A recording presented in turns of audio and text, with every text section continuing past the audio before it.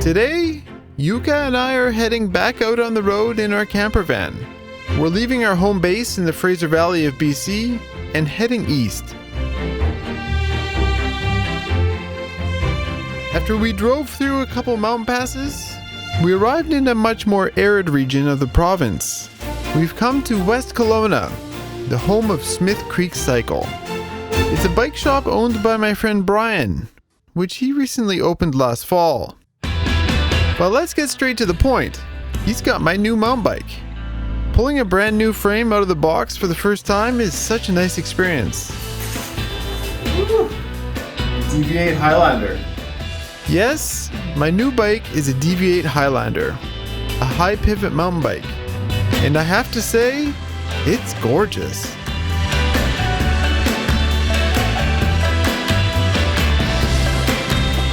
But before we built it up, Yuka and I installed a clear frame wrap to protect it from scratches and the like. As you may know, I've become a fan of high pivot bikes over the last year.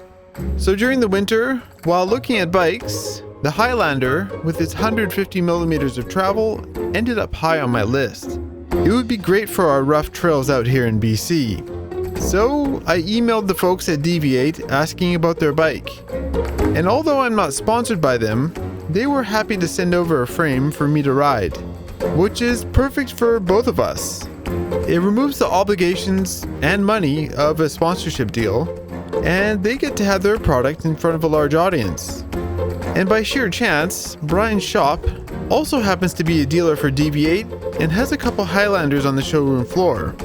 All this was turning out to be a match made in heaven.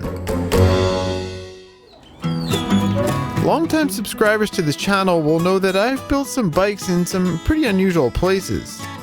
My first was a live stream in my kitchen. After that, it was a park in Arizona. And last year, it happened in my dad's backyard. And each of these times was without the proper tools. So having access to Brian's store for this build will be fantastic. He's got a fully stocked shop and all the proper tools. The first of which is a headset press. He's got a guide for cutting the fork steer straight. But the ultimate has to be his star nut tool. Perfect! You can do all this stuff without the proper tools, but it sure was nice to have them. With the exception of the frame and the wheels, I purchased all the parts for this bike through Brian's shop, most of which he had in stock, with a few of the weirder parts needing to be ordered in. One of the parts he stocks are these Magura brakes. I've been running Shimano brakes for many years, so I view this change as a bit of a risk. But the reviews on these are good, and with the promise of improved modulation, I'm keen to try them out. As for the wheels, Noble has provided me with their TR37 rim. And while I've chosen not to be sponsored for this year, like DV8, they wanted to support this channel with their products, and they've sent these over free of charge. As for the hubs, Noble has laced their rim to a set of Chris King's. This means that the clicking hub sound will return to my videos, although I find that the sound is quite pleasant. Well, they're pretty quiet right now. It's a much more muted sound compared to many hubs on the market. But of course, a set of wheels needs a good set of tires. Welcome to the first annual Bike Shop Games, where we pit two bicycle experts against each other in a battle for glory. Introducing our first contestant. He's a bike shop owner, trained mountain bicycle mechanic, and with stunning good looks, it's Brian! Our second contestant is a lowly YouTuber. He's watched a couple of videos on bike maintenance and lives in a van. A complete and utter dirtbag. It's Eric! Today it'll be a race to install and inflate a tubeless tire, the winner of which will become the champion of the Bike Shop Games. Fangirl Yuka, give us the countdown. 3, 2, 1, go! And Brian is off to an early lead with one bead already on the rim. But Eric closes the gap and makes quick work on the second side. He's pouring in the sealant. And so is Brian. Look at it glug. And the first spill. Eric finishes up the second bead and splashes more sealant on the floor. It's getting messy, folks. And Brian is pulling the bead over the rim. At the bottom, it's a bold move. Let's see if it pays off for him. Sealant everywhere. That tire will never seal now. Eric has started inflating, but Brian is right there with him. Look at the speed of that stroke. But the tire is still flat. Nothing is happening. Oh, what's this? Eric's tire has sealed and inflated. He takes the first annual Bike Shop Games. Brian has been defeated on his own turf and has turned his shop into a crime scene. Crime scene aside, Brian is living the dream, isn't he?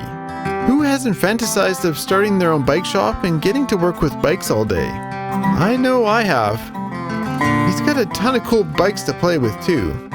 Along with the Highlander frames, he's got some gorgeous Banshees and some beautiful hardtail and full suspension bikes from Pipe Dream. And if you pay him a visit in person and you ask nicely, he's got some pretty cool stickers he'll give you for free. Now that we've got some wheels for the bike, we could get to installing the drivetrain.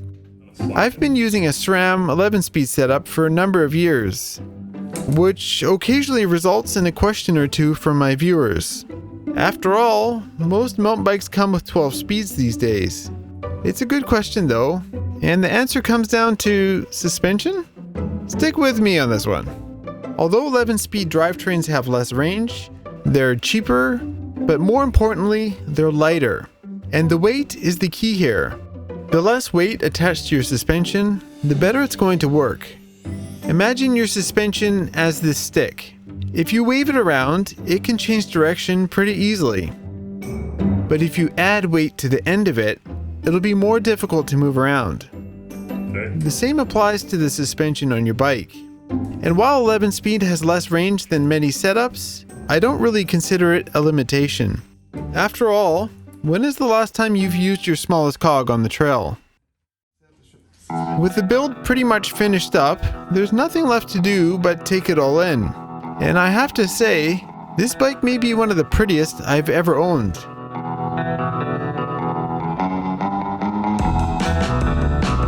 Those lines are perfect. I absolutely love the color against all the black parts. Should we call it the Bumblebee?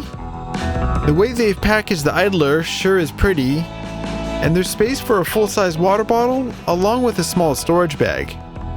There are a few parts that I'll have to set up properly, like this Cane Creek Kitsuma shock. It's super adjustable, and I won't pretend to know exactly what I'm doing here, so I've installed a shock whiz which will hopefully guide me to the correct setup.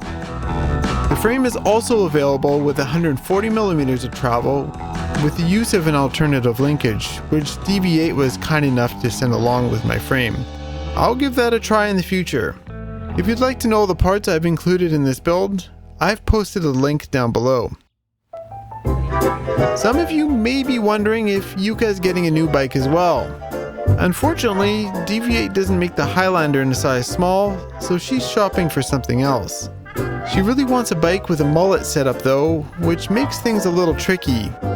If you've got any suggestions for bikes that would be good as a mullet, I'm sure she'd love to hear them down below. The next day, I got out for the first ride on the new bike, and that'll be the topic of my next video. But until then, thanks for watching and stay gnarly.